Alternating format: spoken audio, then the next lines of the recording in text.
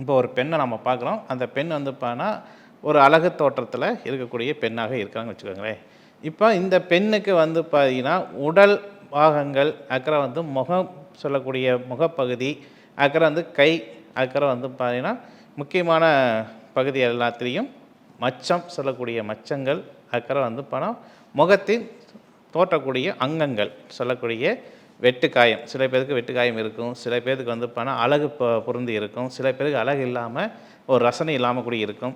இப்படி பல வகையான தோற்றத்தை நம்ம வந்து பார்த்துருக்கோம். சில பேர் பார்த்திங்கன்னா, ஒரு அழகு பெற்றிருப்பாங்க.